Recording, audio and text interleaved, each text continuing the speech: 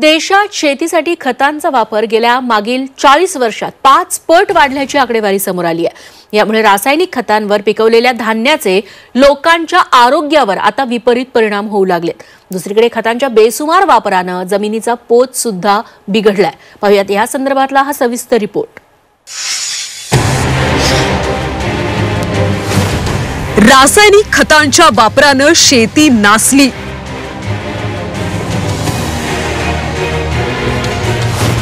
उत्पन्नाच्या हव्यासापोटी आरोग्याशी खेळ।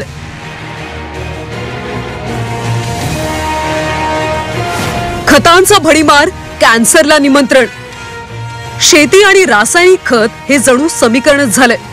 शेताचा नैसर्गिक पोत सुधारण्याऐवजी थेट रासायनिक खत मारून भरमसाठ पीक घेण्याची पद्धत रूढ झाली। पण हा शॉर्टकट आता लोकांच्याच मुळावर उठलाय। रासायनिक खतांवर पिकवलेल्या धान्याचे लोकांच्या आरोग्यावर विपरीत परिणाम होऊ लागले।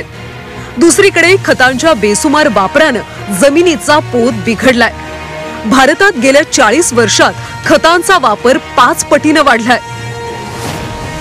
1981-82 मध्ये भारतात 60.64 लाख टन रासायनिक खत वापरले जात होतं। 2020-21 मध्ये खतांचा वापर 325.36 लाख टनांवर गेला।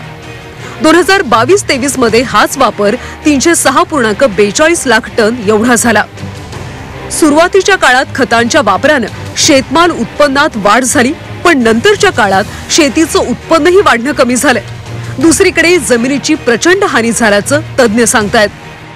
नत्रयुक्त खताचा जर वापर केला मात्र त्या ठिकाणी मात्र जमिनीचं पोत एवढं कमी झालं की जे कंट्रोल पेक्षा सुद्धा त्या प्लॉटमध्ये आम्हाला कमी उत्पादन मिळालं। म्हणून आमचं शेतकऱ्यांना एकच सांगणं आहे की रासायनिक खताचा माती परीक्षणाप्रमाणे जो काही रिझल्ट येईल त्याप्रमाणे रासायनिक खताचा संतुलित वापर करावा। कीटकनाशक आणि खतांमुळे माणसाच्या आरोग्यावरही विपरीत परिणाम होत असल्याचं अभ्यासातून समोर आलंय। खतांमध्ये असलेल्या सल्फरमुळे अनेक आजारांना सामोरं जावं लागतंय, तर कीटकनाशकांच्या अतिवापरामुळे कॅन्सर, वंध्यत्वासारखे आजार जडत असल्याचं सांगितलं जात आहे। कीटकनाशकामध्ये बेन्झीन नावाचं जे एक केमिकल सूत्र आहे किंवा रासायनिक सूत्र आहे त्याच्यामुळे कॅन्सर सारखे आजार बळावतात आणि त्याच्यामुळे अनेक प्रकारच्या कॅन्सरमध्ये होणारी वाढ हे त्याचं उदाहरण आहे।